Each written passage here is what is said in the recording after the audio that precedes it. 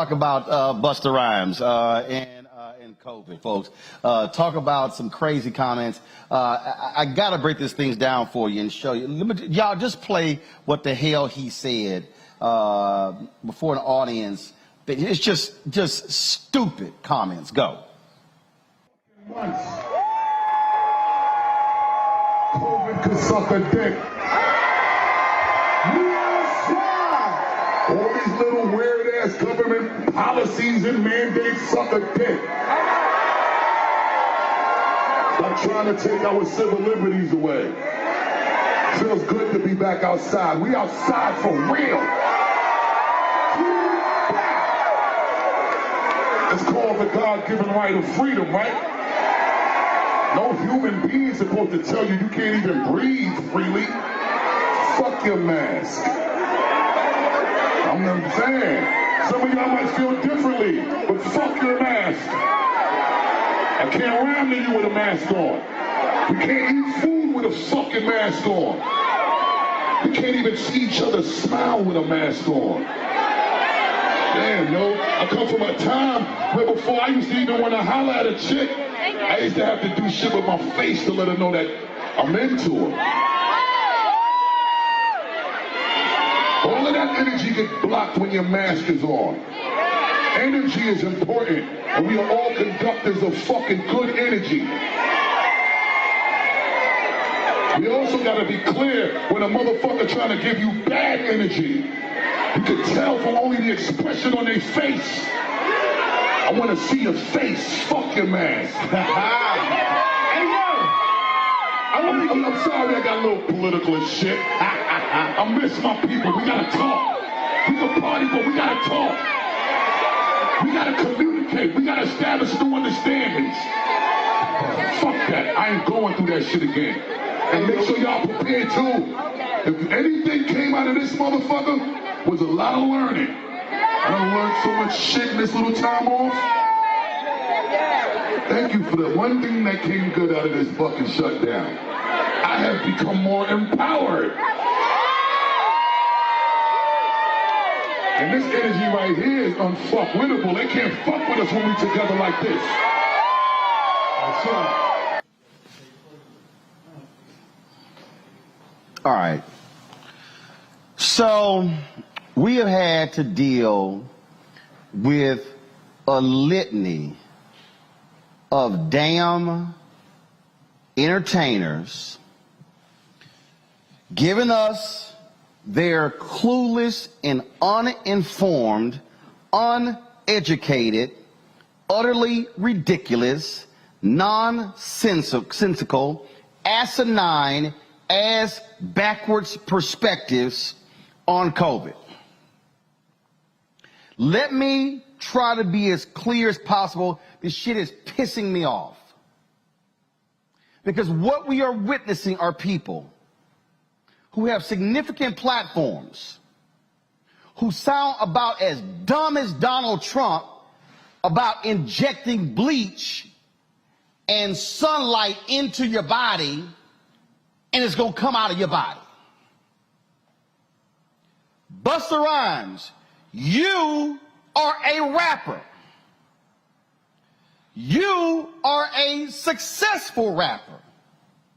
You are one of the best rappers. But you don't know shit about science or medicine. Do I respect your rap game? Yes. When I saw you at the NBA All-Star game in Houston and you dapped me up and you said respect OG, same to you. But on this topic, you don't know what the hell you talking about.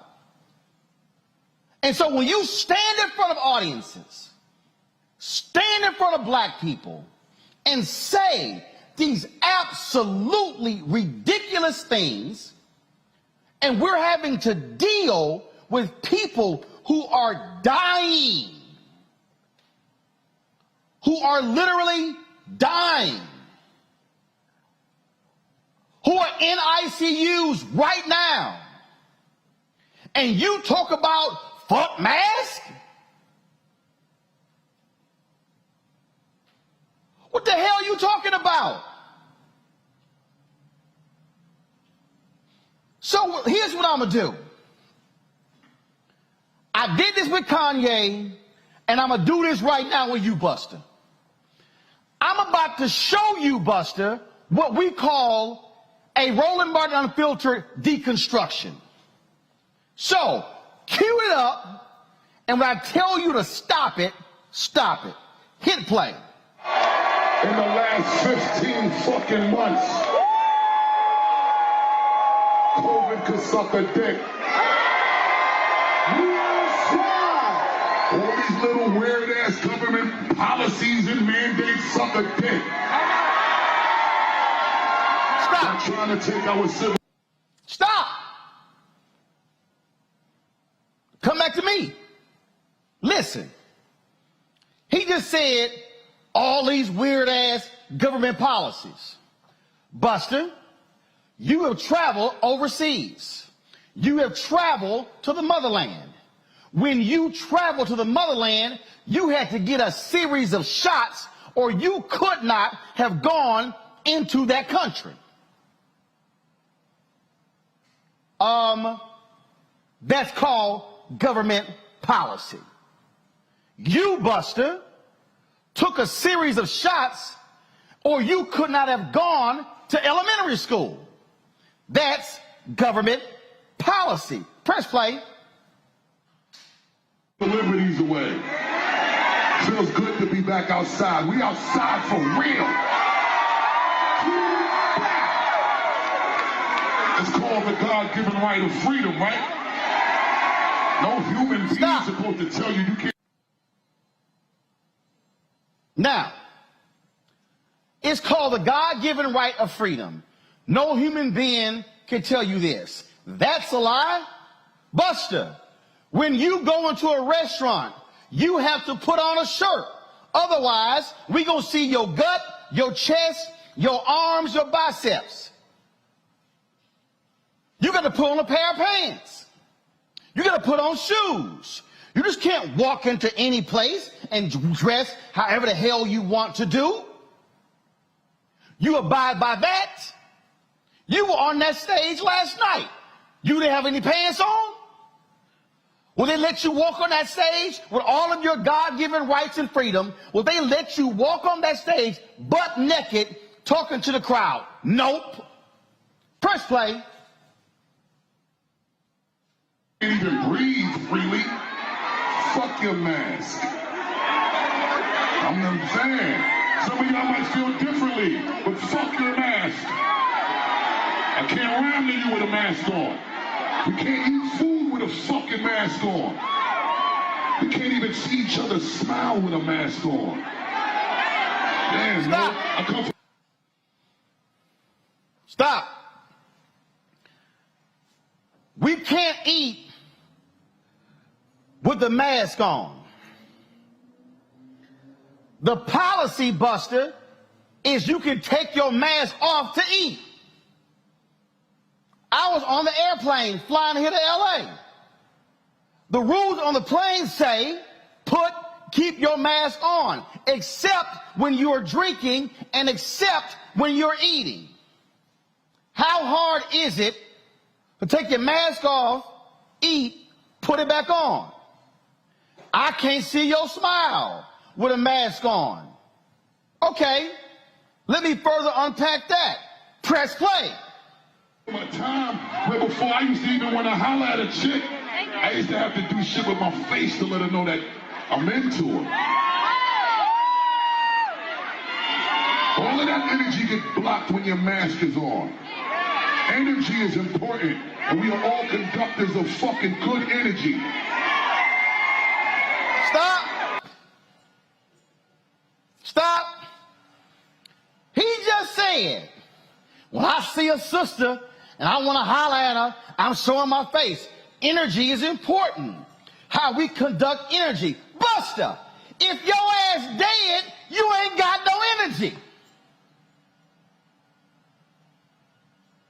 If you laid up in the hospital, intubated, ventilator, your ass ain't got no energy. So, which one you want? Dead no energy, mask, energy. Which one you want? I mean, this really isn't hard. Busta, you working out, all buff. If somebody is smoking a cigarette in your face and they are blowing smoke in your face, are you going to say, wow, I like your energy? Your energy is wonderful. Your energy is great. You're going to say, hell no, put that damn cigarette out. Y'all might be asking, why am I so hot? Why am I so upset? Why am I so bothered?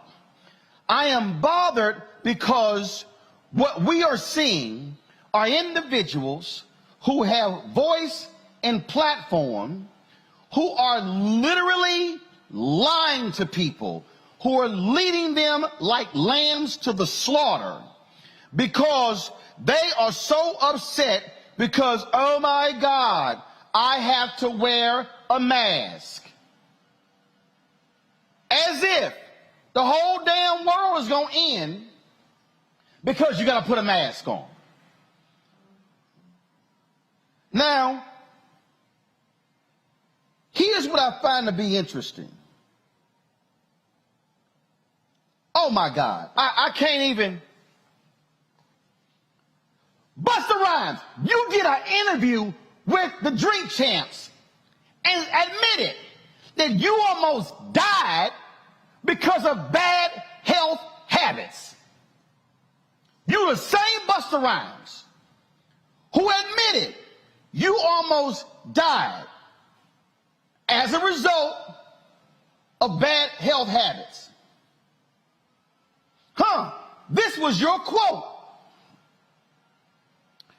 Quote, you kind of stopped giving a fuck about a few things. That's what you said. Quote, I just started drinking and smoking crazy, eating crazy, and I got out of shape really bad. According to this story, the rapper went from about 267 pounds to 340 pounds.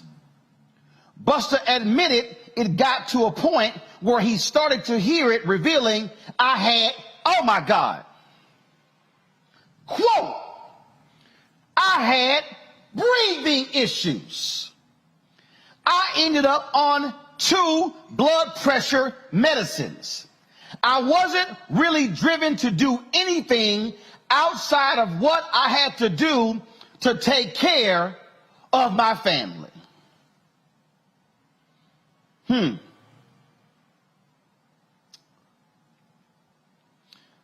You said, Busta, that your son had to pull you aside to discuss your bad healthy habits.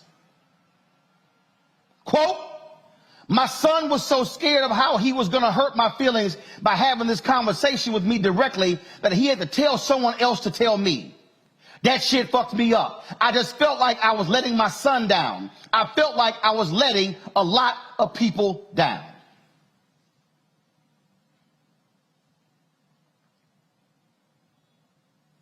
Busta revealed, quote, from his doctor, your polyops grew so big that it blocked 90% of your breathing passage, and if I send you home tonight and you sleep under the AC and catch a cold, and that last 10% of breathing, of your breathing passage gets blocked up, you are going to die tonight. In that moment, Busta knew it was time to change his way and make his health a priority.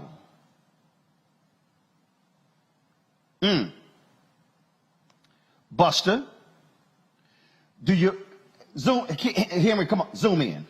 I can't for some reason. My iPad. Matter of fact, no, I got it. Let me just do this right here. Do y'all see my Instagram? Do y'all see my phone? If you see my phone, switch to it. This is a post of Busta Rhymes from October 22nd, 2020. This is what it reads. Don't ever give up on yourself. Life begins right now. My dedication is different. I would never put out an album and not be in the best shape of my life. Respect myself too much, and I respect y'all too much. I'm only here to inspire. Busta, that's you right there. That's your gut right there. But then you got into shape. Now, Busta, I need you to explain to me, if you put that out pre-COVID, how in the hell are you then going to complain about wearing a mask when you admitted you previously had breathing problems? See, this is what we call the desire to be truthful to your audience, not lead them astray, not run them amok. But I gotta go ahead and say this. Busta, do I need to remind you? You put out an album, and this is the album cover. Yo, this is how crazy this stuff is. Yo, this is the album cover of a Busta album. The album is called Extinction Level Event 2. The Wrath of God. Let me repeat that. It's called Extinction Level 2. The Wrath of God. This is the album cover.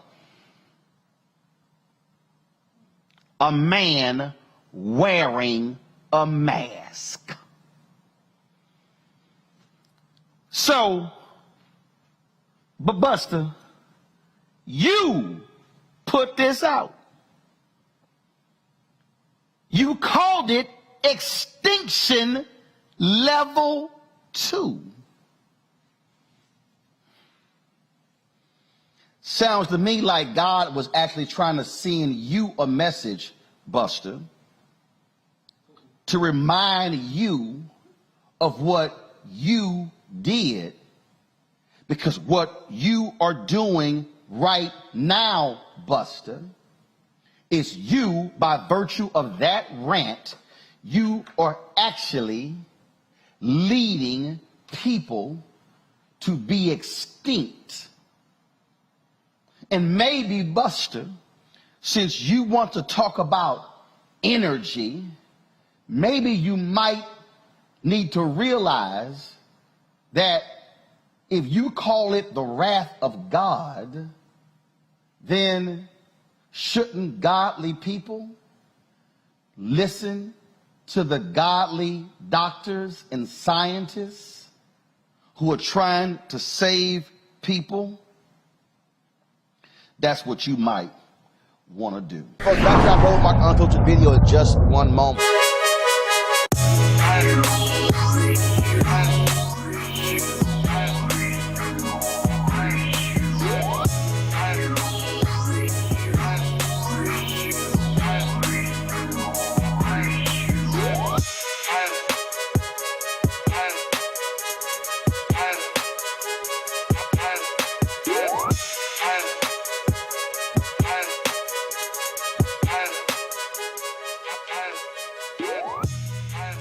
All right, folks, if you want to,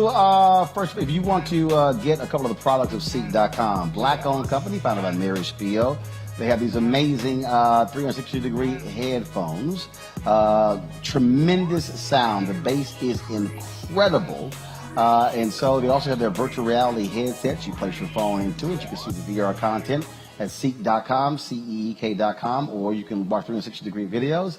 All you got to do is go to seek.com, use the promo code RMVIP21, RMVIP21, so you can actually get those products. And then when you purchase one of them, or both, those portion of the proceeds comes back to us here at Roland Martin Unfiltered. So we certainly thank Mary Spiel and Seek for being a partner with us here at Roland Martin Unfiltered. We could not get through this show without talking about the Pied Piper. Today marks day 7 of the R. Kelly trial. In a testimony, Tom Arnold, Kelly's former studio manager, testified that the singer docked his pay because he booked a male tour guide for Kelly and his girlfriend when they attended Disney World. Arnold told jurors that he finally got fed up with the singer's bizarre rules and quit in 2011, stating that Kelly always requested a female tour guide when on trips. The former employee added that the troubled singer would fine staffers for minor infractions, such as eating his donuts. R. Kelly is charged with 9 counts of racketeering in violations of the Federal Mann Act. The stories that we're hearing coming out of here, both Reese, Dr. Carr, the stories we're hearing coming out of this trial have been devastating, to say the least. This is a lot bigger than the Lifetime special that we saw, that everybody saw about R. Kelly. At this point, you're having people speak about in very grave detail about sexual deviance, about physical punishments, about basically being held captive, about the rules of people who they weren't allowed to contact, that they had to let R. Kelly know and get permission before they went to the bathroom, that they couldn't go outside without a male escort. We're hearing more and more details, gruesome details in many cases, coming out of this trial. What are your thoughts thus far with what you've seen and heard, Reese? First, I don't know if you know Faraji is still there, but I will say, I will say it's horrific, number one. And you know, one of the things that I really hate, to be honest, is the way that Aaliyah is being dragged into this. You know, yesterday was the anniversary of her passing, or no, I'm sorry, her birthday. And, you know, it's just, she's not here to defend herself. So it's just really horrific to hear her life being talked about in a way that, you know, she had completely moved on from that chapter in her life. But, you know, just because she's famous doesn't mean that her trauma or what she suffered from is any worse than anybody else. I mean, he's a predator. He is a predator, and, you know, he took advantage of people, not just sexually, but with his power. I mean, he could go to jail for labor violations, you know. I mean, he's just an all-around scumbag and piece of shit. And, you know, I don't see how anybody can watch what's happening here and listen to the stories that are just so, you know, plentiful, and still manage to defend him and still manage to come up with crazy notions that there's a conspiracy against him, and, oh, why are you going after black men, you know, and where's Harvey Weinstein and this, that, and the other. You know, he needs to be held accountable for his atrocities that he has conducted over and over again. And it's actually amazing that he isn't on trial for even more crimes. I think he's getting off quite easy with what he is alleged to have done. Faraji, I'm going to get you in here before we have to move on to our next story. What are your thoughts on the most recent developments in the R. Kelly trial? First, I appreciate you, Reese, for making that, for bringing that to the light about Aaliyah. I think that it's interesting that the prosecutors decided to use her story, and I mean, I'm glad that they used her story, because so many of us probably were still in the dark about really how deep that rabbit hole goes in terms of, you know, him starting to even look at Aaliyah at the age of 12, and then having sexual, you know, relationships with her, you know, shortly thereafter.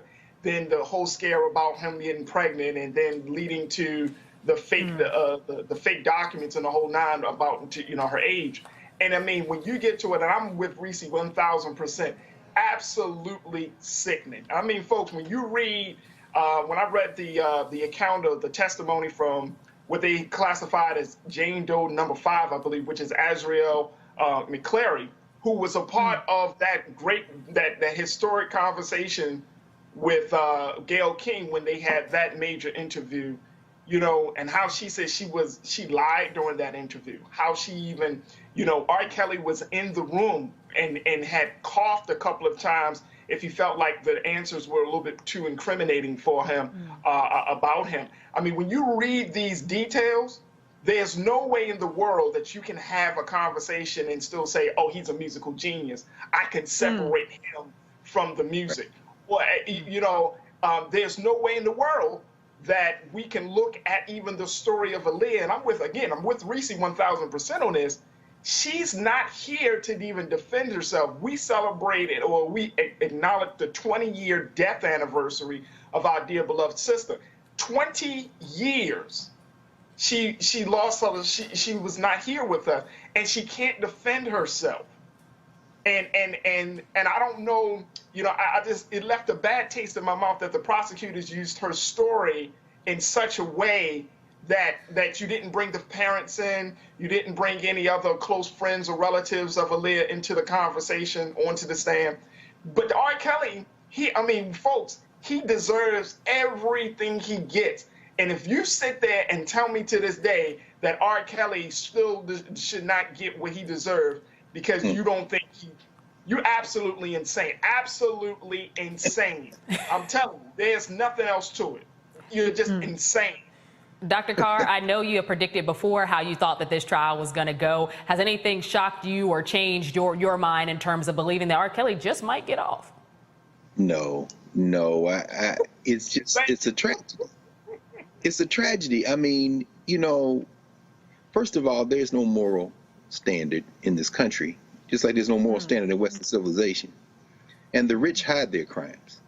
There was a president of the United States caught on tape saying, I moved on her like a bitch. You can grab them by the P word. And he sat in the office and was elevated.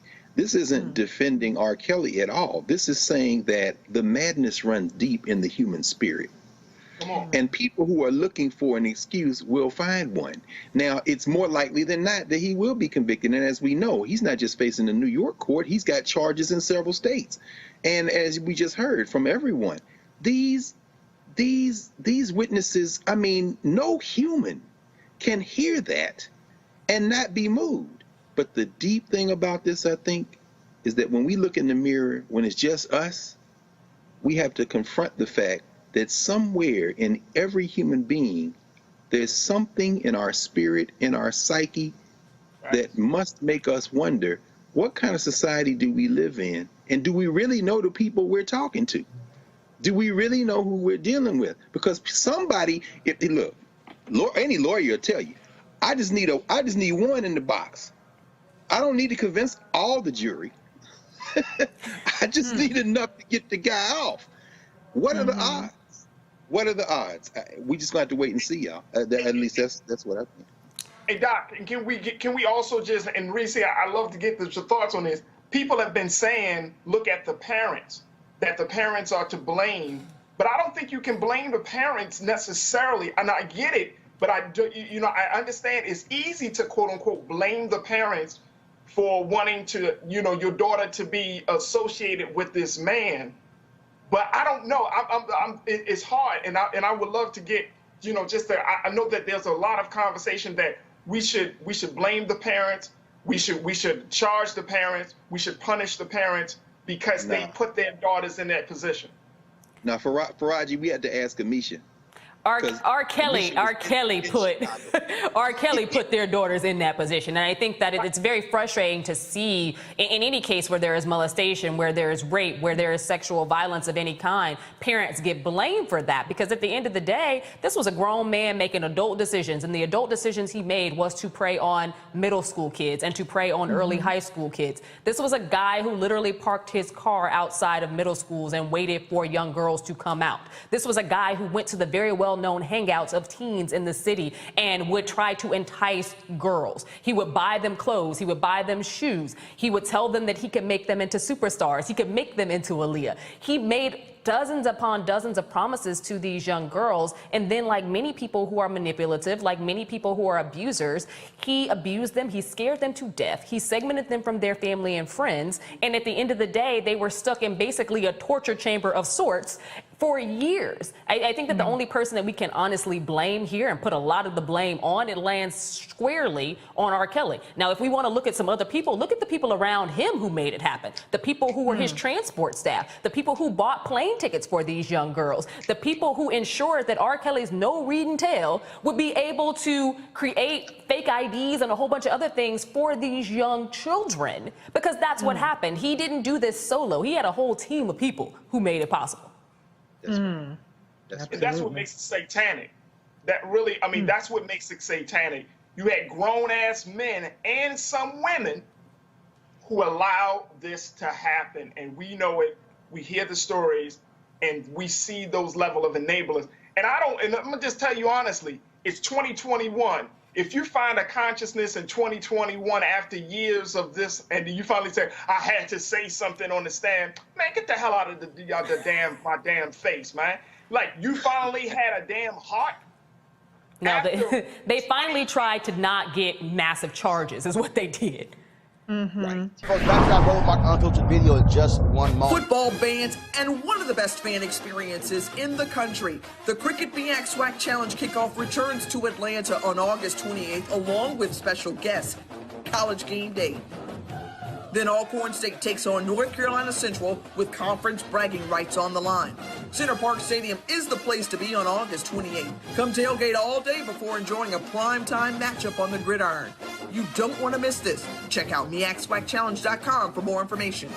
And of course, folks, join Roland Martin Unfiltered in Atlanta Friday and Saturday for the SWAC MEAC Challenge. Friday, we'll be broadcasting live the Atlanta Braves baseball game. We'll be hearing from the commissioners of the SWAC and MEAC, plus school presidents and other great guests. On Saturday, we'll be from the Coca-Cola fan zone at the stadium where the game is taking place. We'll be broadcasting live. Some great things going on. Tigger's going to be spinning. They got some chefs out there with the Coca-Cola kitchen. We're going to have some phenomenal stuff for you. Plus, we'll be live streaming the halftime show and the concert after the game. Check out Roland Martin Unfiltered on Friday and Saturday. And we thanks all of this in partnership with Coca-Cola, the SWAC MEAC Challenge. We'll see y'all there.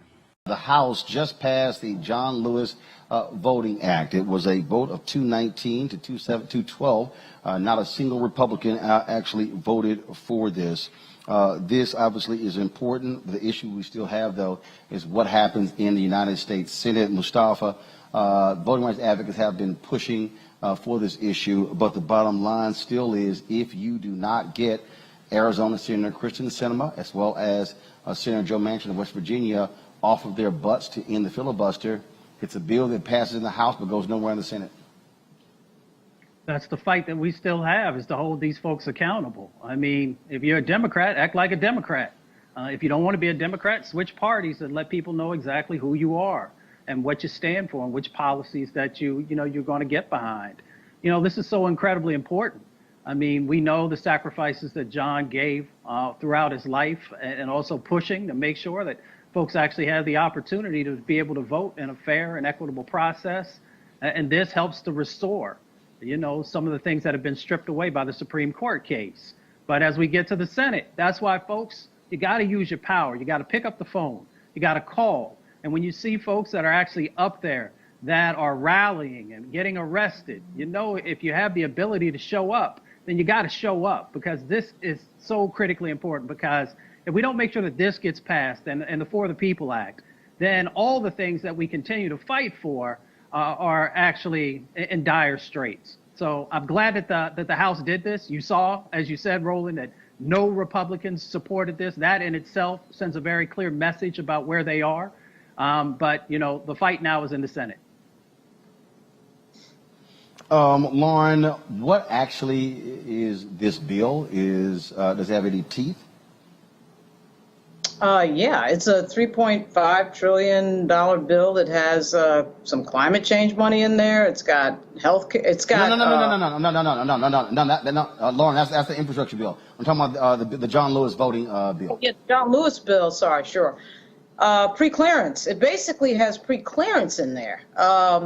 And frankly, I was wanting Nancy Pelosi to throw that bill out there and have these people, these 8 so-called moderates, explain why they would be blocking that. Because if you're a member of the Democratic Party, this is the whole ball game. As so many of your other guests have said, voting rights activists have said a million times, if you don't fix the voting system in the country, the Democratic Party is in huge trouble. We have the Republicans changing the law to make it harder to vote. So the John Lewis bill effectively restores preclearance and fixes what John Roberts broke in 2013. So why you would be fooling around with a bill that would interfere with that, I have absolutely no idea, particularly if you're a member of the Democratic Party. That made no sense whatsoever. Just that piece in there, to say nothing of the infrastructure money and everything else that's in there.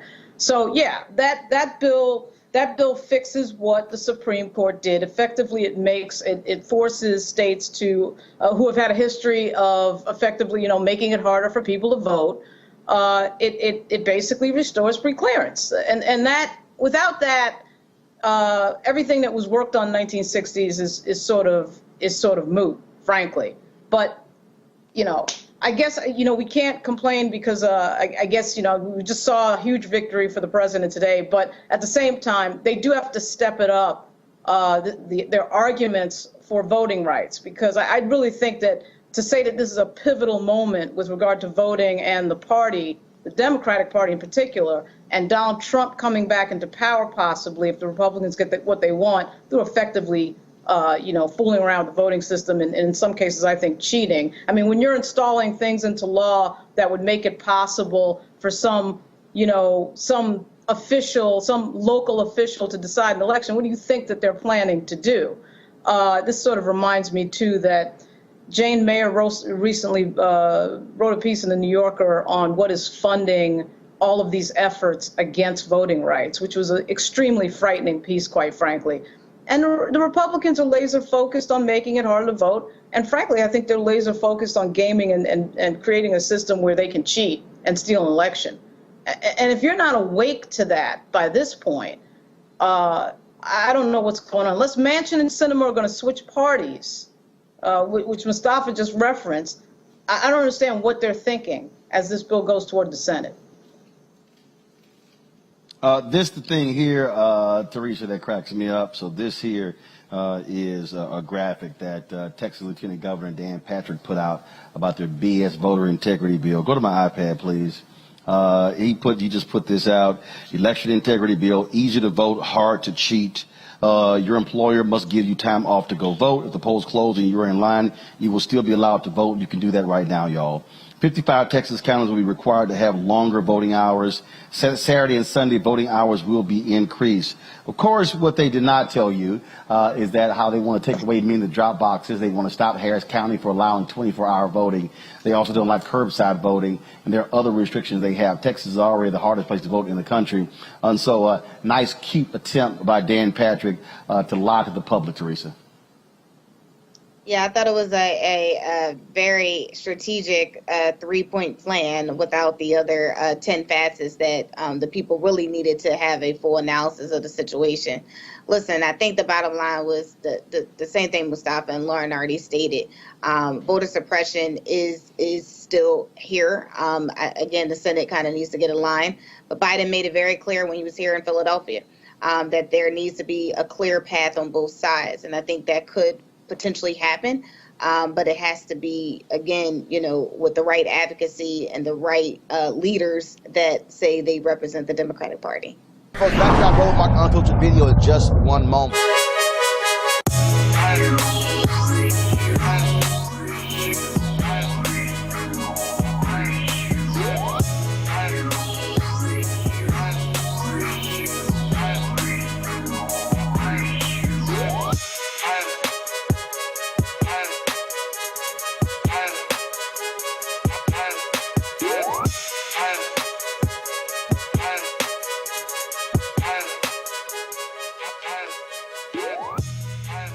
All right, folks, if you want to get a couple of the products of Seek.com, black-owned company founded by Mary Spio.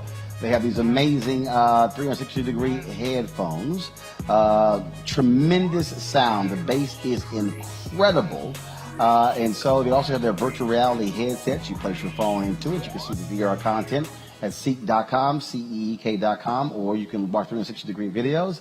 All you got to do is go to seek.com, use the promo code RMVIP21, RMVIP21, so you can actually get those products. And then when you purchase one of them, or both, those portion of the proceeds comes back to us here at Roland Martin Unfiltered. So we certainly thank Mary Spiel and Seek for being a partner with us here at Roland Martin Unfiltered. Let's go to Miami, where the white Miami man who brandished a gun at a teen during the Black Lives Matter protest is asserting the Stand Your Ground laws justify his actions. Mark Bartlett faces 5 charges of carrying a concealed weapon, 3 counts of aggravated assault with prejudice, and improper exhibition of a firearm for the 2019 incident. The protesters flooded the streets, and Bartlett got out of his car with his gun to confront the teens. Watch this.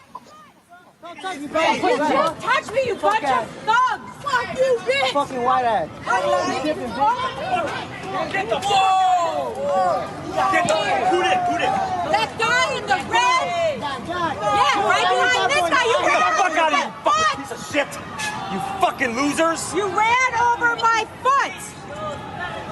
Fucking stupid niggas. You guys keep moving. Fucking dumbass fucking niggas. And this guy right now. Y'all gonna be on the news. Y'all gonna make the news. That's fine. All right. Fucking idiots. Y'all stupid niggas. Listen, you stupid niggers. Put that gun to my head, bitch.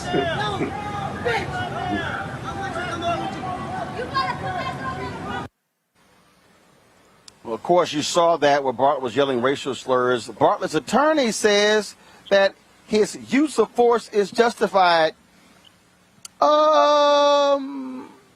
Kelly, you jump your ass out your car with your gun, yell racial slurs to confront me because of blocking the street, and that's justified? Is he law enforcement or is he George Zimmerman? I mean, it sounds about white to me. You know, none of that was justified. Absolutely none of that was justified. The fact that he felt, you know, emboldened enough to get out of his car and act like he owned whatever ground that young man was standing on to tell him what to do. I mean, it's the caucasity for me, but it's also expected from racists who don't know their place in society, which is to basically mind your own business and keep it pushing. This was a peaceful protest. They were completely within the right to protest that day. What he did not have the right to do is what he did, which is why he's on trial right now. But this is by no means a stand your ground law. There was no castle around him that he owned. There was nothing around him that he needed to defend. He was the aggressor, and he should be treated as such under the law. Brianna. Yeah, it's ridiculous. And I mean, honestly, it's like I said, it's Florida. And so this problem happens over and over in Florida. I'm very familiar with Brickell. I actually was in the area during that time, and I don't know how he would get passed in this case, especially because of, you know, the racial epithets he was, you know, spewing. But the issue though is the so-called stand your ground law in Florida. We've seen time and time again vigilantes being the judge, jury, and executioner. And so, like, you know, there's been from Trayvon Martin, from Marquise McLaughlin, there's been so many issues, and they've gone away with stand your ground. And, you know, stand your ground has no place in a civilized society. And, you know, as Kelly said, that he wasn't protecting his castle, even though in Florida that's not a criteria you need to defend your stand ground. But it allows anyone to feel who feels afraid, which he shouldn't have felt afraid, they got out the car, to murder and label it self-defense, to roll over someone's foot because they were in the way and she had to go pick up the kids from soccer. And it was just, you know, it bothered her and frustrated her because it took away her time. But, I mean, the reason they were protesting is because the injustices on their lives. And and that was such an inconvenience for her to even have to think about as a white person what we're going through as Black people. And so it's the stand your ground law disproportionately is used against people of color. And we really have to change it. And it's that hopefully, they take this case and do the right thing. Yeah, it's awful. And I don't think that you can use the stand your ground law. Scott, this. I didn't realize, Scott, you can just jump your ass out anytime you want to and wave your gun at people because they're protesting. Didn't realize that was part of the stand your ground law. It really isn't. And so, you know me, I love to analyze these videos, right? So who's driving the narrative, if you will? And the individuals in the Range Rover, whether they were white Americans or white Cubans, who's driving that narrative? The woman got out of the car and went to argue to try to get them to move. No one touched her.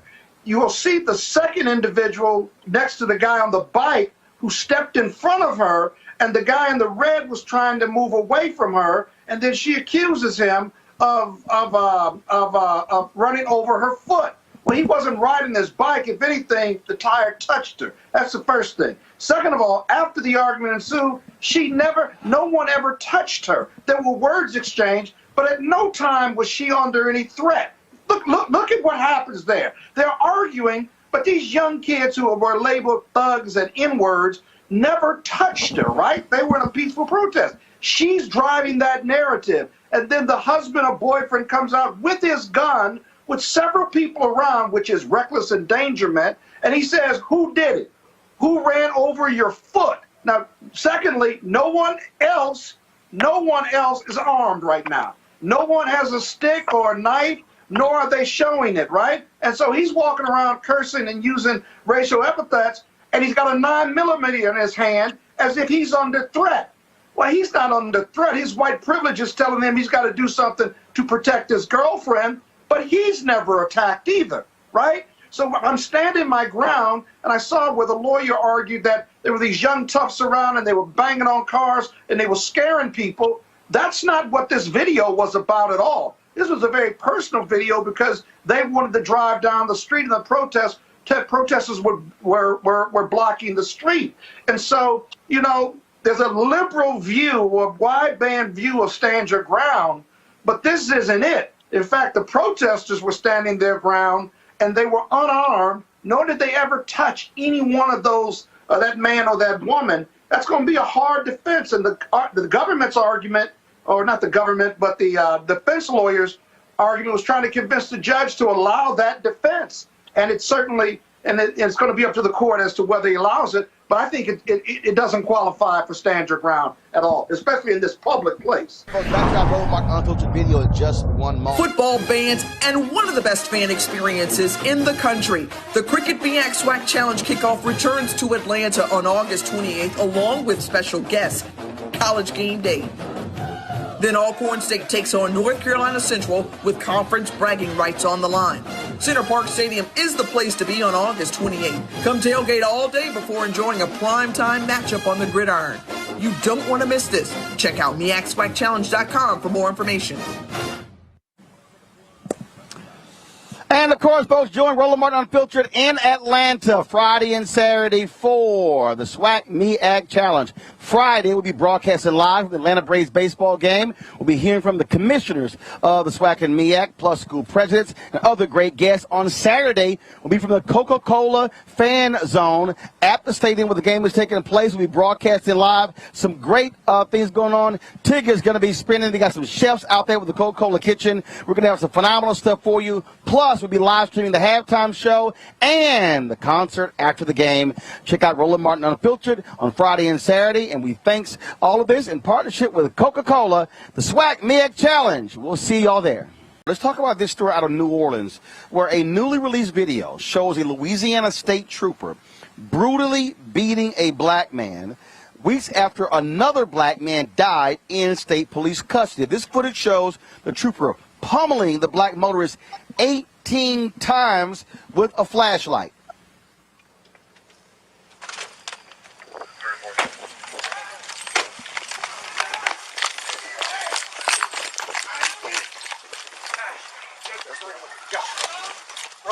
Hold on. Hang tight. I haven't done nothing. Give us your hand. Give me your fucking hand. Give me your fucking hand. Give me your hand. Give me I'm resisting. I'm not resisting. Give me your hand. Give me your fucking hand. I want your back.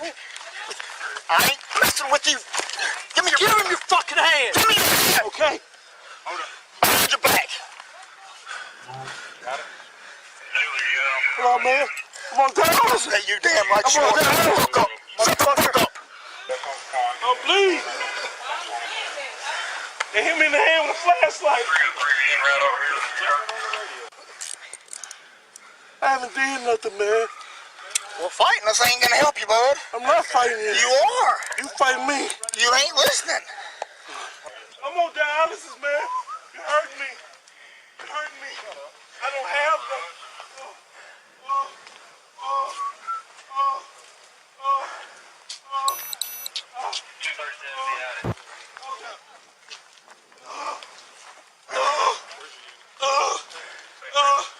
I haven't did nothing. So sad. Who stopped that?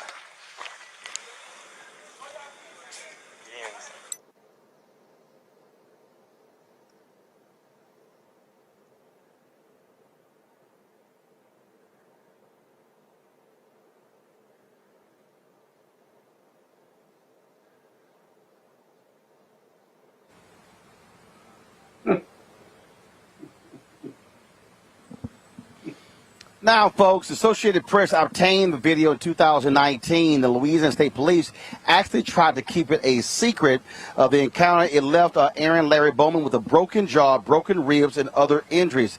It came less than 3 weeks after troopers punched, stunned, and dragged another black man, Ronald Green, before he died in custody. Remember, they said Green died in a traffic accident.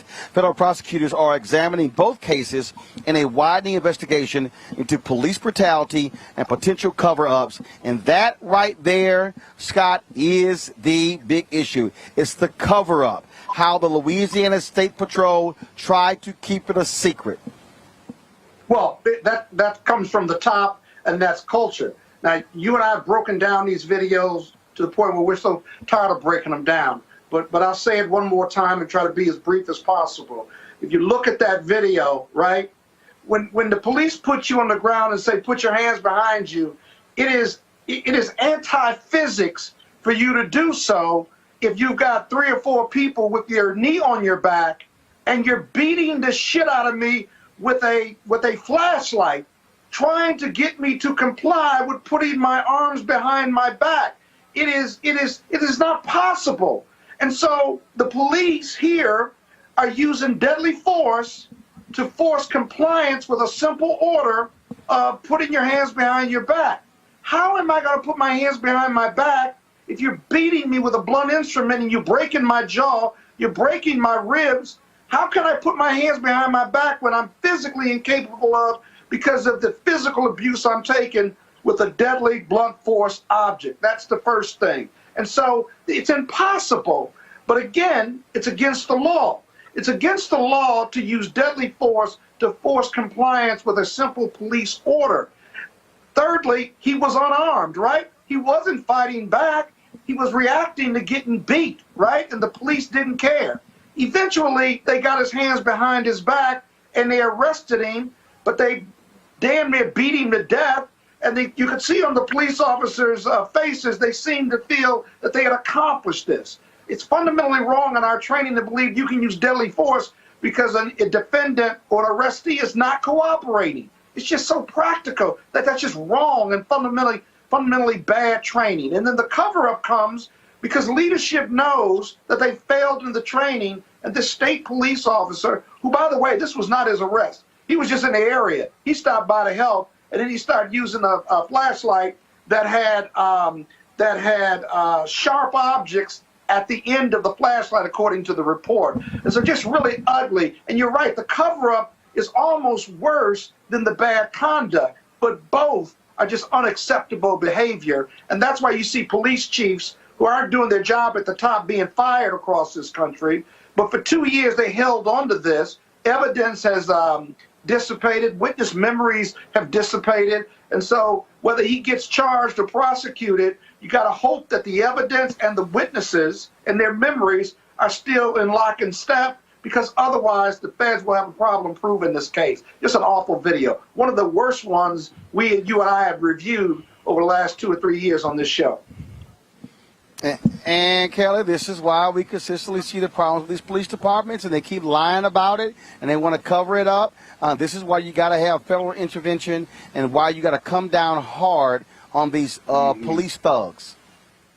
And that's exactly what they are. They are thugs. Like when I read in the article saying that the trooper defended his actions, his assault against this man as pain compliance, I mean, that just left the most sickening feeling in my stomach, meaning that you force somebody to comply using pain and you think that is okay.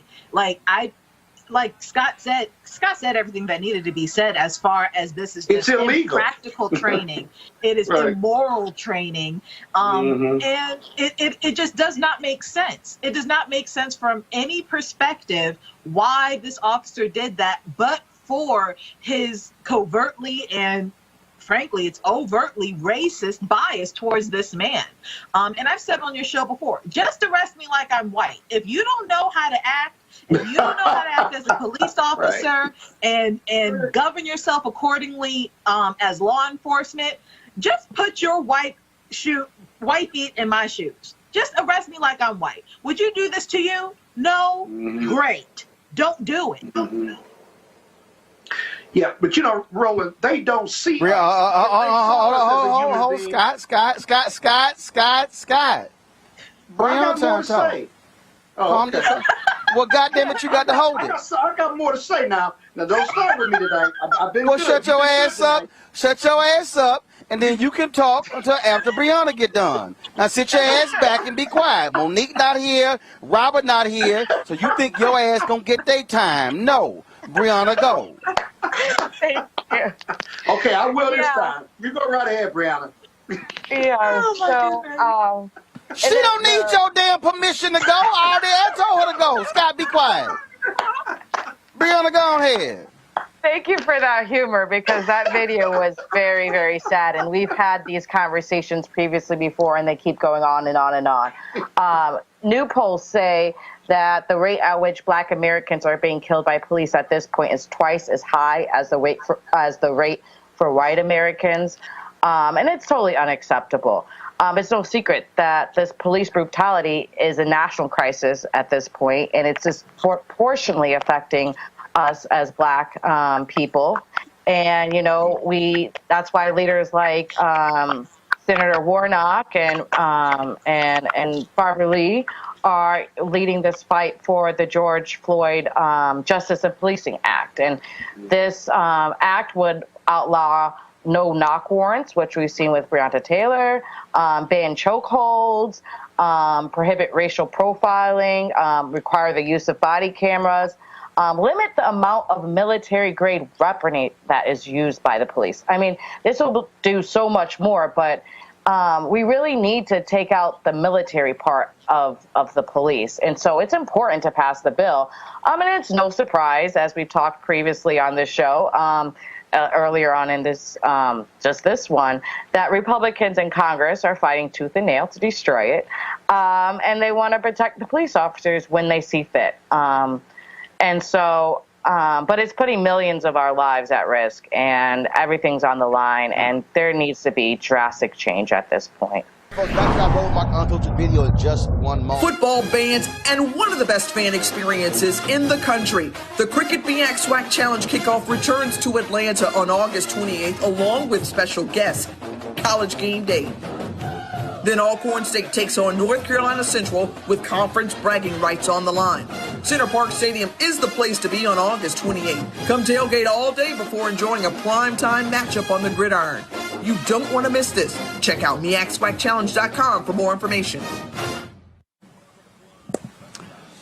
And, of course, folks, join Roland Unfiltered in Atlanta Friday and Saturday for the SWAC MEAC Challenge. Friday, we'll be broadcasting live from the Atlanta Braves baseball game. We'll be hearing from the commissioners of the SWAC and MEAC, plus school presidents and other great guests. On Saturday, we'll be from the Coca-Cola fan zone at the stadium where the game is taking place. We'll be broadcasting live. Some great things going on. Tigger's going to be spinning. They got some chefs out there with the Coca-Cola kitchen. We're going to have some phenomenal stuff for you. Plus, we'll be live streaming the halftime show and the concert after the game. Check out Roland Martin Unfiltered on Friday and Saturday. And we thanks all of this in partnership with Coca-Cola, the SWAC MEAC Challenge. We'll see y'all there. Let me bring in my guest right now because I need them to weigh in on this. And Busta, if you are watching this video, I want you to hear. This is Dr. Christy McDowell. She is a microbiologist and CEO and founder of Baby Scientist, Inc. She is not a rapper. She is a microbiologist, a trained scientist who went to school, and the bars that she is about to drop, Buster, deals with science and COVID. We'll also join Buster by Dr. Joseph L. Graves, Jr., professor of biological sciences at North Carolina A&T University. The bars that he is going to drop, Buster, will explain to you the Delta variant and why masks matter in stopping the transmission. And then we have Dr. Alexia Gaffney, MD, an infectious disease specialist, who, Buster, is going to drop some bars to explain to you, somebody who had breathing difficulties, what it's like when you get COVID and what it does to your precious lungs that was your God-given freedom that God gave to you when you were born. So let me start first with you, Dr. McDowell. When you hear entertainers who have become Google physicians make statements like this publicly, that then spreads across the world, explain why it makes your job harder in trying to convince folks not to play games with COVID. Good evening, Roland. Thanks for having me. You know, it angers me as well, and it vexes my soul when I hear entertainers and other people who have mass followings say ignorant things such as Busta Rhymes. And I was telling my students today about wearing a mask and getting vaccinated. Think about it. You know, I'm not a gambler, but when I do go to the casino and I lose a little money, I'm upset, $20, $40. But think about it. If you don't get the vaccine, you're gambling with your life. There's no way to leave with a tear and sad, and maybe you can borrow some money, but you cannot borrow another life. Okay? And masks protect you from spreading it as well as getting it from someone else. And Busta said, COVID can suck his genitalia. Well, let me tell you what's going to suck something if you don't get the vaccine. That virus. It's going to suck the oxygen out of your body to the point where the cells in your lungs are destroyed you won't have the amount of oxygen that your body needs to oxygenate your blood, which in turn oxygenates your other organs in your body, which in turn allows you to live. So if you don't have the oxygen to oxygenate your blood and your organs, what's going to happen? They will eventually shut down. And I read today, one of the doctors from Alabama, she got real candid with the people. She said, if you get on the ventilator, you won't come off. I mean, it's as real as it gets. You're gambling with your life. You want to live, you want to die. You make the choice. It's that crucial. It's that crucial. And it really angers me when I hear these Google scientists out here spitting this verbiage that is not correct. And like I told my students today, stay in your lane. If your lane is rapping, be the best rapper. If your lane is science, stay in the lane of science. But don't be out here trying to do the job of someone else that you are not educated to do. And that's what I want to impart. I want to go to Dr. Joseph Graves. Dr. Graves, we've had you on since last year. And you explained to people last year that if they did not wear masks, did not social distance, did not get vaccinated, that we are going to see these variants take place. And then you said if they continue to do it, it's going to get deadlier and deadlier and deadlier.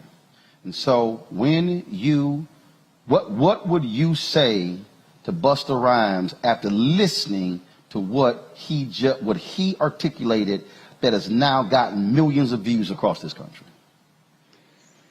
Roland, it's one thing to do stupid things that put your own life at risk. And certainly, I don't have the right to tell Busta Rhymes how to live. It is an entirely another thing when you take a public platform and you use your celebrity to get up there to tell other people that it's okay in the middle of the deadliest pandemic since 1918. Those people who die because they listened to his video are going to be on his soul. And he's going to have to answer to God for his actions, the things that he said in public, the irresponsible behavior. And one thing I wanted to say, so people understand just how dangerous COVID is. I was in a very high-level meeting at noon today where scientists that I know and respect were calculating how many virus particles it takes to establish a COVID infection in an individual. Turns out it takes only 3. Now, why does wearing a mask help? Because it reduces the number of viruses that get to you. The more viruses that get to you, the higher the likelihood that at least 3 of them can end up establishing an infection in your body. So people who think that they can go around and they can ignore the safety precautions, they're doing just as the last speaker described. They're gambling with their lives and the lives of their loved ones and even people they don't know. And that's not freedom, that's a license. And you do not have a license to take other people's lives because of your own stupidity. Dr. Gaffney, we are seeing, and we have seen, how black people have been adversely impacted by COVID-19. In a moment, I'm going to talk to Butch Graves, CEO of Black Enterprise. The federal government has failed to ensure that adequate dollars are coming to black-owned media for us to be able to educate our people. Talk about what we have witnessed from the beginning of COVID and how black people have been more adversely impacted by COVID than anybody else. Yeah. So Black people entering into American healthcare systems are more likely to receive disparate healthcare than our white counterparts. We are more likely to be taken care of in healthcare systems that are underfunded, under-resourced, don't have access to experimental therapies, which, you know, for anybody who does not yet know, when you enter into a hospital setting for COVID-19 infection, the therapies that you get are considered experimental. They're emergency use authorized, right? So for everybody who's running around screaming they're not getting a vaccination because the vaccine's not FDA approved or because the vaccines are experimental and they don't want to get experimented on, you know, it's the same guidance that we have for the treatments that we're using for COVID-19 infections. So let's just get that out of the way. We as a people, we're more likely to be overweight or obese for cultural reasons, for socioeconomic reasons, because of living in food deserts and things like that. We are more likely to have the comorbid conditions that increase our risk to be hospitalized and to die of COVID-19. High blood pressure, diabetes, asthma. We live in areas of the country where the air quality is poorer, and that has contributed to adverse outcomes from COVID-19. So while our white counterparts were in hospitals where when they went on the ventilator and died at rates of 15 and 20% on the high end, when Black folks and brown folks and indigenous folks went into the hospital in the earliest parts of the COVID-19 pandemic, they died at rates as high as 88%, okay? And so I say it all the time, I use me as an example. I, as a woman in a Black body, have zero interest in getting infected with COVID-19, going in the hospital and expecting the people there who are going to give me biased care, who's going to give me disparate care, who may not fight like hell to keep my Black ass alive. I'm not placing myself in their hands and hoping that I come out on the other side of it alive. You know, I've seen what it looks like for someone who's hospitalized on a ventilator for 30 days, 60 days, 90 days, things that we would never ever consider doing in the past to keep somebody alive, and they come out paralyzed, they come out with loss of organ functions, come out with, you know, cognitive dysfunction, inability to think, inability to breathe on oxygen, inability to work. And yet we will go out into the world and, you know, jump outside of our lanes, as was said, speak about things we have no idea about, and not respect the consequences of these decisions and these lies that we're spreading.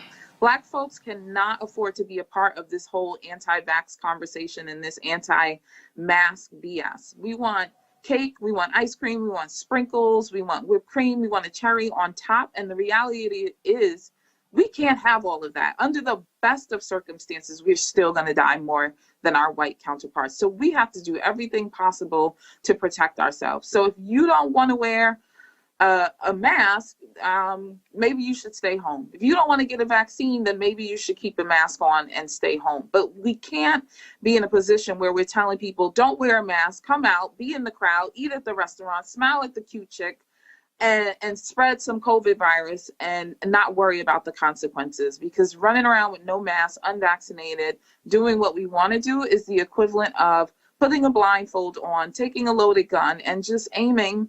And at some point, you're just going to hit somebody.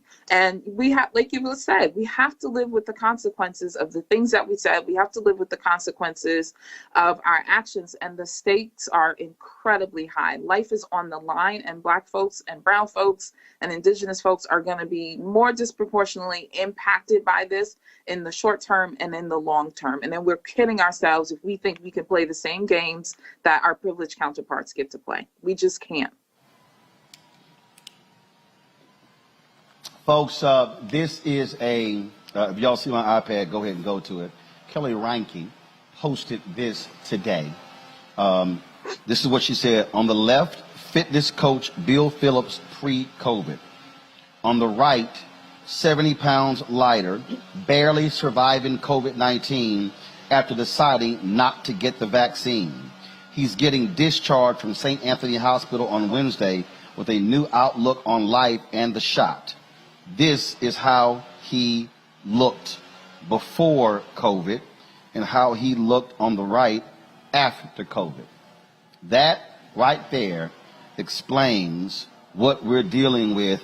He lived, but trust me, he is not going to have the same quality of life that he had before. I want to thank our 3 doctors and scientists for coming on.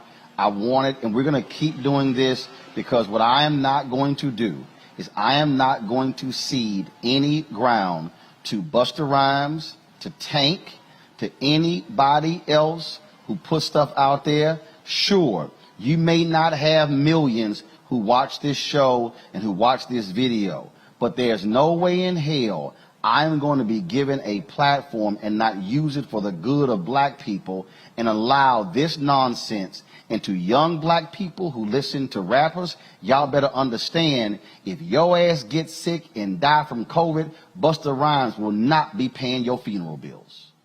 That's right. That's right. Folks, I appreciate it. Thanks a lot. Thank Yes, you. go ahead. I just want to Go ahead. encourage all of the people, if you do get sick and you find yourself in the hospital, please ask for the drug remdesivir, the monoclonal antibody. Ask for an infusion of that drug. They don't give it to people that look like us. And I had a friend who I told to ask for it, and the nurse was really surprised that she knew about it. And she's like, how did you know about it? She said, because I have a friend that's a scientist. So I want everyone else out there, if you have a loved one who is sick, tell them to ask for that monoclonal antibody infusion. It will save their life. All right, folks. Again, I appreciate it. Thank you for your expertise and your knowledge. And that's why we're going to keep putting, again, our black experts out here so our people can hear from actual experts. We appreciate it. Thanks a lot. Folks, back to that Roland Martin Unfiltered video in just one moment.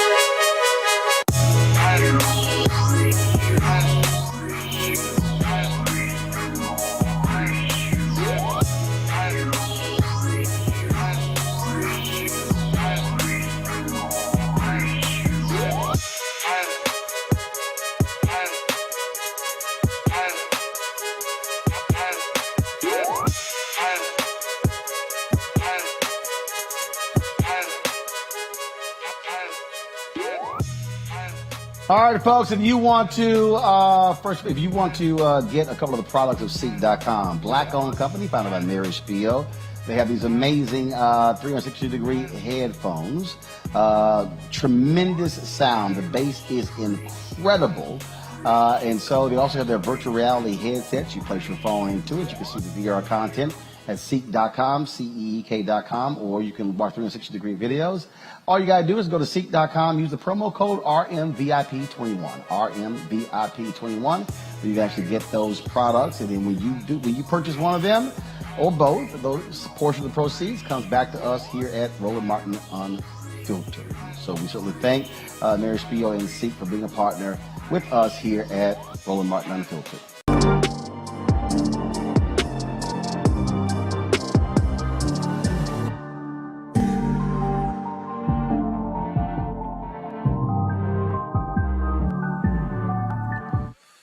Yeah, we all know how wild and crazy the last year of Donald Trump's presidency was, but folks, it was even nuttier than you think. Philip Rucker and Carol Leone have break it all down in their book, I Alone Can Fix It, Donald J. Trump's catastrophic final year. I had an opportunity to sit with both of them to talk about the craziness that took place in the roller coaster this country went on in 2020.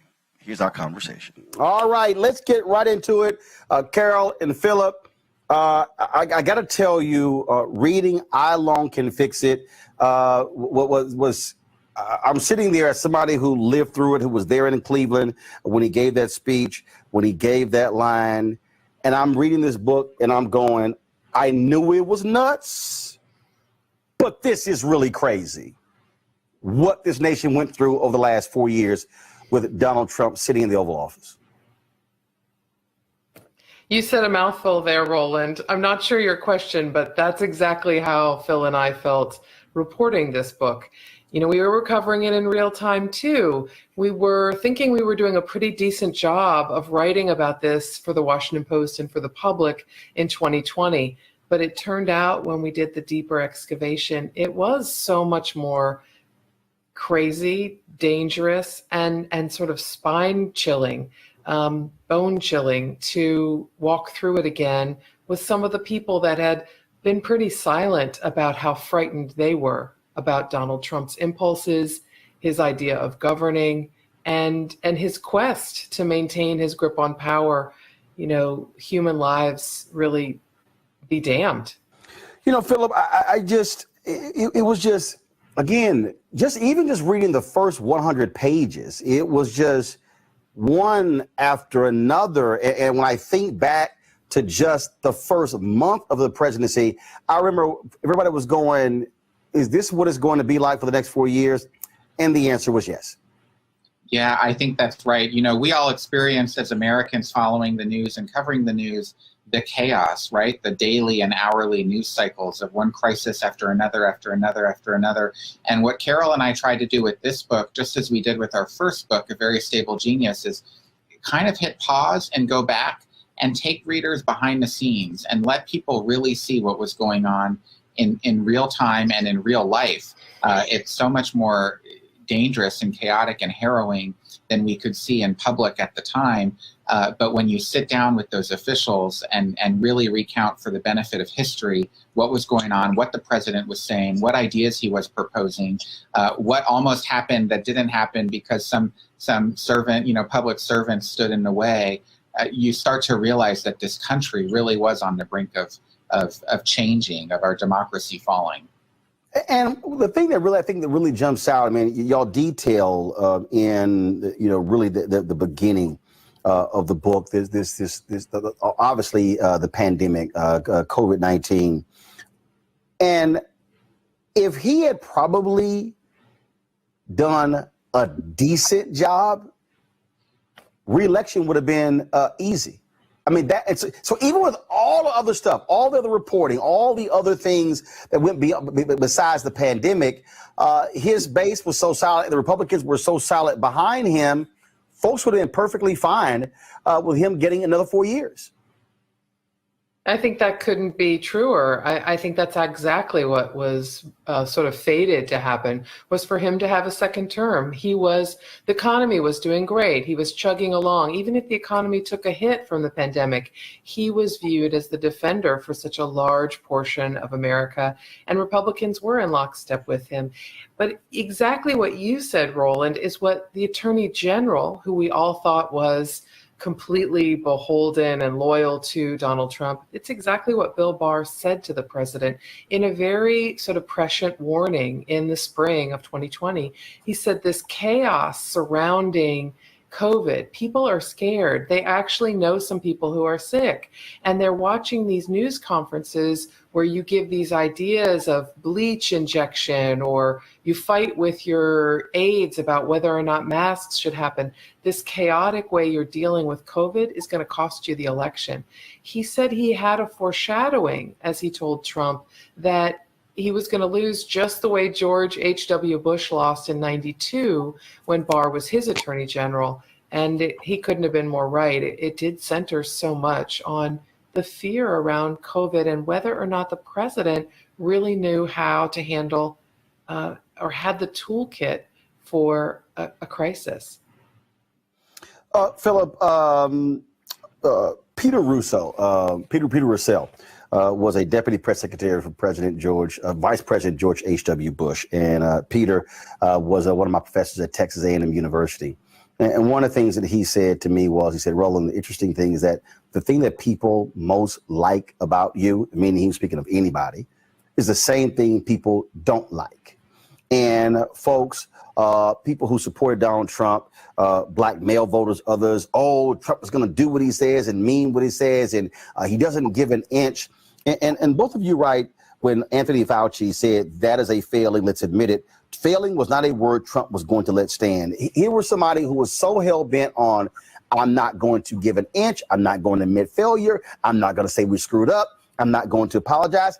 Even when this man flirted with death with COVID, it was still, I'm going to play tough, take my mask off, when he was up there clearly laboring, with his breath. And that was the thing that really just jumped out. He could not, in any circumstance, show any level of compassion or concern for what was happening to the rest of Americans. And that's what cost him the election. That's what caused people to say, you know what, this guy's got to go.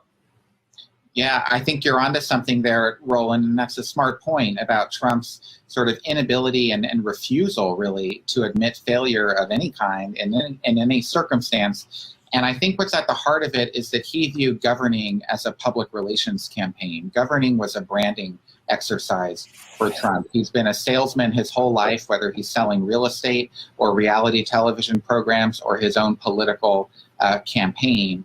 And when he became president, that toolkit, that kind of salesman's toolkit of bragging and bluster and bullying just didn't work when he faced a real crisis in the coronavirus. I mean, lives were at stake, and his inability to manage that crisis, and also his inability to tell the truth to the American people, to level with folks about the severity of the threat, and to show any sort of compassion or empathy for those who were losing their lives. Taken together, it had deadly consequences for the country, and I think you're absolutely right. That's the reason why, in the end, he lost re-election and was denied that second term. Carol, you have covered Washington, D.C. You understand power. You understand politics. You understand what happens when you no longer have power.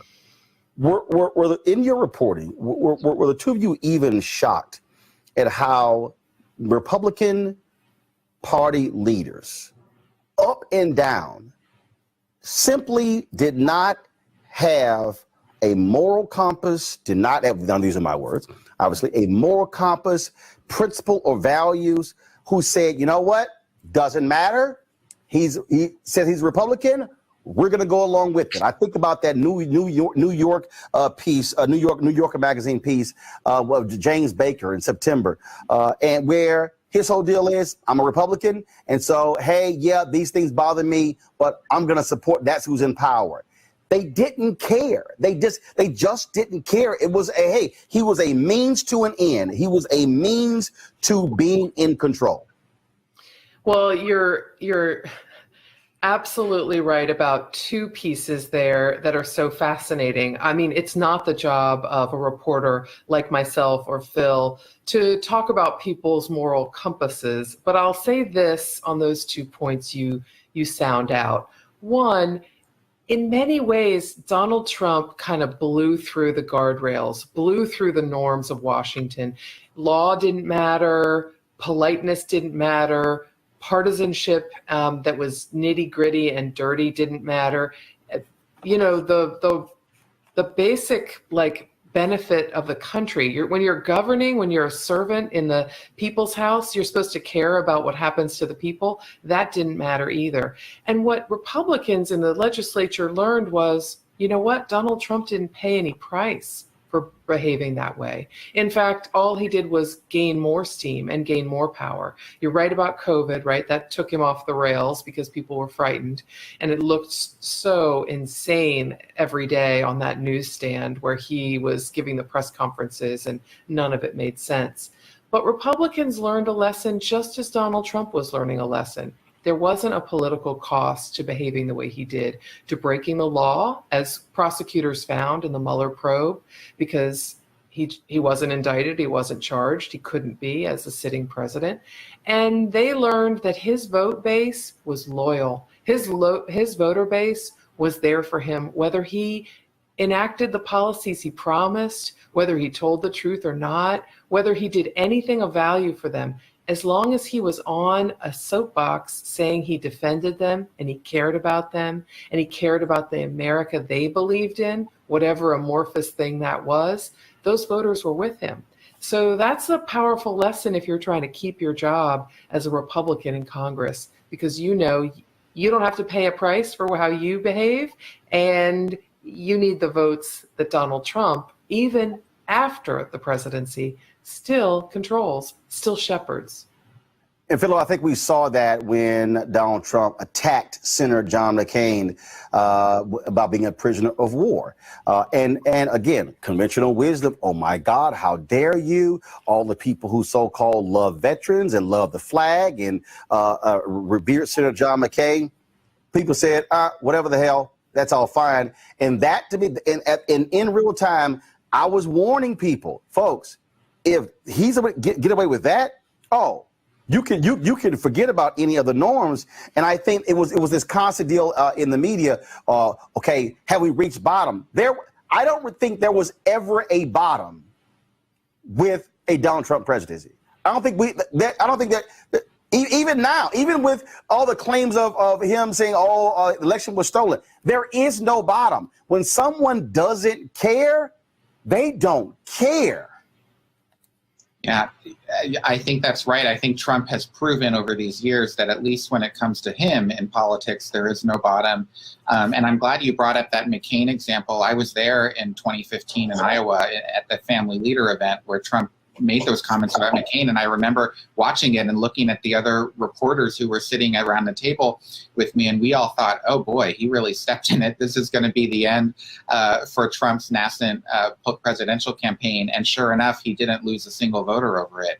And it was a remarkable show of his kind of Teflon quality within the Republican Party. And it just speaks to the fact that so many of his voters were making moral calculations. They decided to look past his transgressions, look past the nasty, petty attacks, look past the Access Hollywood video, grab women by the you-know-what, all because they thought he was fighting for him and because they thought they'd benefit from some of his policies, like his tax cuts. They could, somehow get rich, or the rich people could stay rich because of it. And they made these sacrifices, these kind of character trades, if it were.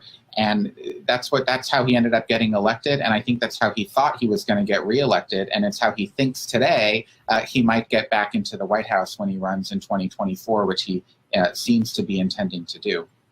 Carol, a lot of media people really got caught up in the economic anxiety storyline. I was one of the people who was saying, y'all, this thing is white fear. My book comes out in the first quarter next year, because in 2009, there was a poll and it asked, are you optimistic about the future of America? And every group except white Americans, majority said yes. September 2016, question was asked, are you optimistic about the future of America economically for the next 10 years? Every group except white Americans, a majority. And when you listen to Trump supporters and Republican supporters, and then you saw the actions, and then you heard what they were saying, even now when you look at this whole brouhaha over critical race theory, which frankly no one even really knows about, so it's not even that big of a deal. I think what Donald Trump did was bring together all of these political forces that we have witnessed over the last 40, 50 years, the Southern strategy, this whole angst, Midwest, white working class. Oh, they forgot about you. Oh, it was before it was the blacks in the 80s. Now it's the illegal immigrants. That was his whole deal with Trump. And so we're sort of now sitting in this space where we are moving towards becoming a nation, majority of people of color. And where he and the Republican Party sit is really at a place of, are they going to be the party, frankly, of white America or a diverse America? Just your thoughts and your reporting and look at these last 4 years about that thesis. I think it's a really smart point to hit on. Now, I'm wary of one thing. Donald Trump's supporters can't be summarized as one monolithic element. But right. But I like the two pieces you're describing. For example, we have found in our reporting that there is an overwhelming number of white America, especially white male America and white working class America, that feels looked down upon, feels left behind. The economic winds are not blowing their way. They may be the first generation in their communities to see their children do less well than they did. And that is causing quite a bit of angst and anger, fear and anger. And what Donald Trump was able to do, as I remember, Don McGahn, White House counsel, he went to see Donald Trump campaign. And in our last book, we report about how electrifying he found Donald Trump on the stump. He didn't think this mogul guy from New York, this real estate developer, was going to have any appeal to working class white Americans, but he had an amazing connection with them. But here's the other unpleasant part of that connection. While he taps into their anger and their fear about how America's changing, which really means how they're not doing as well as they once were or how they expected to do, he amps up the volume on their fear and their anger. Over the 4 years of his presidency, we heard him say things along, and especially in 2020, you think you're safe and well. Joe Biden's going to bring Antifa to your suburbs and your communities. What else is that code for? That is code for going to, that is just strictly code for, your white communities are going to be overrun by people of color and dangerous people, violent people. When he was campaigning in 2016 and when he was pushing his border wall in 2017, what was he amping up in terms of fear and anger? He was talking about Mexicans being rapists and killers that were streaming across the borders. Again, amping up that fear and anger, not trying to tap into it and address it, but just increase it so that he could use it for his own political gain. Now, there's another, again, in the non-monolithic piece, there are rich people who believe they're going to get richer by Donald Trump's presidency, and that no doubt benefited him throughout the 2016 campaign, and he believed it would carry him a great deal in 2020. But unfortunately, there were a lot of people worried about whether or not he was going to be able to save them from a crisis, and not sure, in fact, quite convinced otherwise that he wouldn't. Philip, on the point that Carol just made there, I would often say that you had these three forces that were actually moving down the same path. You had your national security Republicans who believed in the military-industrial complex. Oh, he's just going to just throw billions at the military. Cool, I'm down with it. Then you had the Grover Norquist Republicans who are all about taxes. Hey, fine, this guy's going to cut taxes. Doesn't matter what else he says, we're good. And then, of course, you had your white working class voters who, in their minds, hey, this guy's going to fight for us, even though when you look at his trade war against China, it screwed dairy farmers. It screwed folks, the soybean farmers, a lot of those same people. And I remember seeing this interview where there were a couple of them who filed for bankruptcy, lost their businesses, and they said, I will still vote for Donald Trump again. And I'm sitting there going, what in the hell are these people thinking? Where they actually lost their family farm and their business, and they still say, I'm going to vote for this guy. And it was just this. Rudy Giuliani, I remember he said, Trump is our last hope. And I obviously being black, look at that whole thing a whole different way than some other different people. And I think that we, as those of us in media, have to force ourselves to get out of the conventional political world and realize that when folks they're going after their hearts, when they're pushing those buttons, those angst buttons, that we have to factor in race, we got to factor in class, we got to factor in all these different things. And when a Trump comes along and goes, hey, I'm just going to blow through it all, and it creates this whirlwind, and people are left to figure out, okay, what's going on here? And I'm sitting here going, it's actually right in front of us if we pay attention to political history and how other candidates used it to their advantage to gain political wins. I think that's right. I mean, you're right to point out the racial elements here. You can't separate politics from all of those other factors. And certainly Trump was a master at, the dog whistle, which was, really more of a bullhorn. I mean, he made no bones about what he was trying to communicate and to whom. The one thing we should keep in mind, though, is that the people receptive to that message did not make up a majority of this country. In fact, even when he won in 2016, he won with 3 million fewer popular votes than Hillary Clinton. And he did not have anywhere near the majority of the votes that were cast in 2016. And then, of course, in 2020, he finished even worse vis-a-vis Joe Biden. So, that is not the majority view in this country, but it certainly is a large part of this country. And Trump was very effective at mobilizing those voters through these sort of coded racial messages. Are the both of you are both of you shocked that even after your book is out, even after these 4 years, that when you see folks like Senator Ron Johnson really holding on to the big lie and these other candidates and they're changing laws, and you're sitting here going, and I think, Carol, it probably goes to what you said earlier. Hey, there's no price to pay. He basically crossed the line. Everybody is cool, so what the hell? let's join him. But are the both of you surprised at what you're seeing, that he continues to dominate the party even though he lost? There's nobody bigger than him right now, Roland, in the Republican Party. He's the standard bearer. If the primary was this week, he would be the Republican nominee for president. He's got that kind of power over voters who still view him almost as a demigod. I mean, let's keep in mind, thousands of them committed a felony almost at his request on January 6th, barged past police, broke into a federal building where there are no trespassing rules, carried weapons as they went.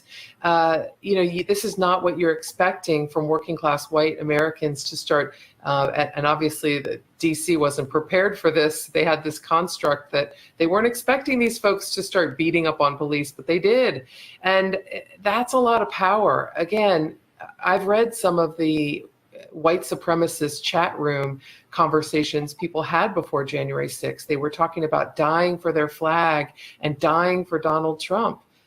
I don't know how much more powerful a bond there is. You asked if we're shocked. I feel surprised, and I don't, because he had a connection. He made them more upset and more angry, more fearful. And that hold is going to be hard to break. The only way it's going to be broken is if the leaders of the Republican Party who represent some of these red states start speaking the truth about what actually happened, what happened on January 6th, what happened in the election. Stop whispering it to Donald Trump and start telling it to voters. Philip? I think that's right. I mean, the only thing that surprises me, frankly, is that it took until January 6th of 2021 for one of Donald Trump's political events to turn violent and deadly. We were at a lot of those campaign rallies over the years, and it felt like kindling there. I mean, it felt like at any moment those crowds could erupt in anger and turn their violence on either the media or other people in their communities. And fortunately, that didn't happen very often. I'm just surprised it took until January 6th. I know this may be the next question. I ask all authors this question when they work on books. And I'm sure y'all probably have more than one. If you got two or three, that's fine. What was the wow moment for you in writing this? What was that one piece of research or comment or quote that caused you to literally stop writing and go, wow?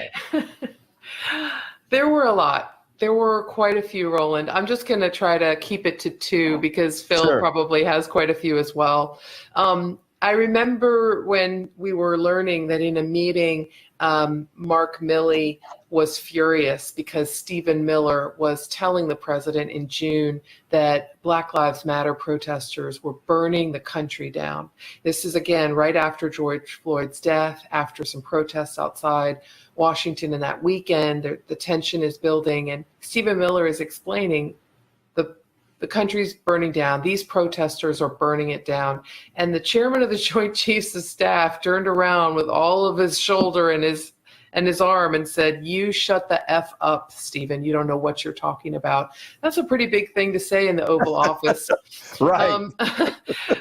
The other thing that really surprised me and I had to fight to keep my jaw up was when the president said he had no regrets. Forgive me. When Donald Trump, the former president, told Phil in our interview in Mar-a-Lago that he had no regrets at all, except for one, that he wished he had unleashed active duty military. He wished he had overcome the objections of his Attorney General, his Secretary of Defense, his Chairman of Joint Chiefs Staff, who were constantly stopping this, and he wished he had sicked active duty military troops on Black Lives Matter protesters. Wow. Yeah, that's a wow. Philip? I'll just add one because Carol hit a couple of them there, and I obviously agree with what she said, and she speaks for both of us. But one other that surprised us both was to learn that in the weeks after the November 3rd election, the chairman of the Joint Chiefs of Staff, General Mark Milley, who's the highest-ranking military officer in this country, a career public servant, a student of history, that he not only heard in Donald Trump's rhetoric parallels to Adolf Hitler, rising in power in Germany in the 1930s, but also feared that Trump would actually use the military, would issue an order as the commander-in-chief to try to execute a coup in order to stay in power despite having lost the election. That's how dangerous Trump was in the minds of the leaders of the military, and that's how close the country's democracy came to falling. It is an absolute fascinating and intriguing read to go through this. I think I read the first 100 pages probably within a few hours on one night, and I'm just sitting there just shaking my head, going, "My God, what in the world would have happened if we had to deal with another 4 years of this mayhem?" It is I alone can fix it. And I think the subhead is apropos. Donald J. Trump's catastrophic final year. Carol, Philip, I certainly appreciate it. Great job with this book. And folks, definitely check it out. Thank you very much. Thank you, Roland. Thank you, Roland. Folks, back to that Roland Martin Unfiltered video in just one moment.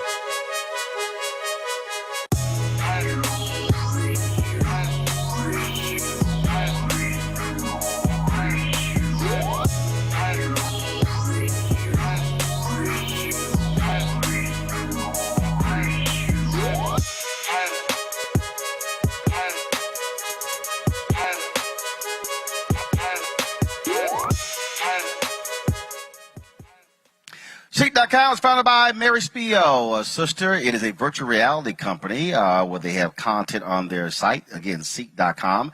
They also have their products. They're the 360-degree headphones. These headsets are amazing. Tremendous bass. You can use these headsets for gaming as well. Plus, they have their virtual reality headsets where you place your cell phone into the device to allow you to see that VR content, but also 360-degree video. If you want to get that headphone, get those headphones or the VR headset, all you got to do is use this promo code RMVIP21, RMVIP21. Go to Seek.com to get their products. When you support them, you support us because a portion of the proceeds come back to us at Roland Martin Unfiltered. In the R. Kelly trial, on day 3, Anthony Navarro, who worked for R. Kelly, testified the artist created an environment where he called all the shots. The former employee says that Kelly controlled whether visitors at the Chicago area mansion could leave or even order takeout food. The testimony bolstered the government's contention that R. Kelly controlled everything around him and created an environment where girls and women who entered the space faced strict rules that gave them little choice but to submit to the singer's sexual whims. Now, on yesterday, the doctor who treated R. Kelly for herpes said that he would often, that he allowed him to see him, but not necessarily treat him. In fact, that when he was initially called because R. Kelly was concerned that he had chlamydia, he tested negative for that, but he did test positive for herpes. Several of the women said that R. Kelly knowingly gave them herpes by having sex with them. The testimony for the doctor was quite graphic. He talked about how R. Kelly would call him with lesions, first suggesting that, they'd happen because he wore leather pants without underwear. No, it's not what happened. It was actually him having a sexually transmitted disease. The doctor said, though, that R. Kelly never paid him, but he did fly the doctor and his wife all around the country to various concerts. What we are seeing in this trial, Brittany, is a lot more than what we saw in his first trial a number of years ago in Chicago. You actually have people, women, who are testifying against R. Kelly. This is not the only trial. It's what he faces cases in 2 other states, and so if a miracle happens and he gets off in this case, he still has to contend with the other cases. R. Kelly looks like the jig is up. 54 years old. He may be spending the rest of his life behind bars. Yeah, Roland, I wish we as a society, specifically our community as well, to protect Black victims, protect Black women, and hold our sexual and domestic abusers accountable. This man should have already been behind bars. We knew R. Kelly was a predator decades ago when they were on the corner selling the tape where he peed on that young child. And we ignored it because he had some hit songs, and we love to blame the victim. We love to tell our young girls who are children that they're fast instead of holding these old behind predator men like R. Kelly accountable for trying to flirt, sexually abuse, groom, and rape these young kids. So I hope that this is a wake-up call to our society, because it shouldn't even had to have gone on this long for us to stop victim blaming, because that's why it has gone on for so long. Stop asking women, well, what did you drink and what did you have on, instead of asking, because the only thing that causes a rapist to rape is being a rapist. And stop having society ask the victim, well, why didn't you leave? Ask the abuser why they're hitting someone, and really do what's right by these victims, because it's absolutely ridiculous. And this man should have been behind bars, but I do think it's inevitable. He's going to end up where he deserves to be. And again, in each day, we're seeing quite graphic testimony in this trial, Kelly. Yeah, just something that you said really quickly. He actually tested negative for herpes and tested positive for something else, but he was being treated for herpes, and the doctor concluded based off of his reaction to the treatment that he had herpes, but he did test negative for it. I just wanted to clarify that. It's still all disgusting, but I just wanted to clarify. Either way, like Brittany said, this man needs to be under a jail cell. We knew that he was a predator before the tape. We knew he was a predator when he married Aaliyah, a 15-year-old. We knew when when the album that he made with Aaliyah started off with "Age Ain't Nothing But a Number." His handle or nickname was literally the Pied Piper. And if you don't know what a Pied Piper is, it's a older man who plays like some type of flute or piper, and that music lures children to this predator. And he embraced that moniker. We've known for a very long time that R. Kelly is gross. We've known for a very long time that R. Kelly is a child abuser. But the fact that there are still supporters of R. Kelly right now supporting him through this trial is absolutely disgusting to me. And the only question I have for them are, like, how do you hate yourself this much? How dissociated are you from reality to enable a predator of this magnitude? Because the facts have been out there. He has admitted in several occasions, interviews and the like, that he has an affinity for children. He's a disgusting man. And for you in 2021 to still support him and go so far as to think that, the system is against him and people are racist and people are, it's gross to me. He needs to be under a jail cell. And yeah. Let me say this here. First of all, the doctor had been treating R. Kelly since 1994. What he said is that he suspected he had genital herpes as early as 2000 because of the symptoms. The doctor testified there was a lab test that came back negative, but the doctor said the timing of the test is important, and the test itself can at times give false negative results. The doctor said, quote, "I did not conclude that he did not have herpes." McGrath testified in referring to his various medical records. He did say over a period of time that he was treated for herpes 5 times since 2000. That was what the doctor actually testified. Jason, when you look at this case, when you look at, again, the number of people testifying, what you did not have before, you had a lot of people who did not testify. In fact, in the previous case, the young girl that was seen in the video, first of all, people got to remember, R. Kelly was found not guilty because the jury could not ascertain the age of the girl in the video. But they forced a delay for so long. By the time that she actually testified, she was much older. And so therefore, they could not reconcile that. That's actually what happened in that particular case. This is different. You now actually have former employees testifying against him, women involved testifying against him. And so the prosecution has a lot more ammunition to target R. Kelly. Yeah, I think that the prosecution is probably going to have a pretty rock solid case.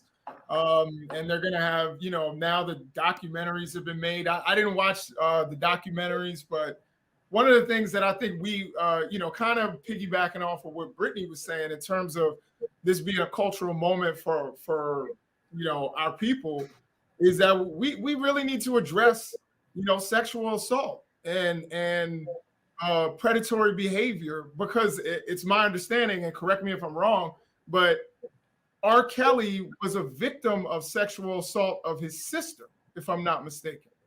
And, I'm sure his sister was probably a victim of someone else. We've got to start to address these issues in our community to cut them off so that we don't have generations and generations of victims and people victimizing other people. R. Kelly is going to be where he deserves, I believe. And I was shocked that he got away with it in the 90s. And I was really shocked with some of the responses that would come on the radio when they would talk about it.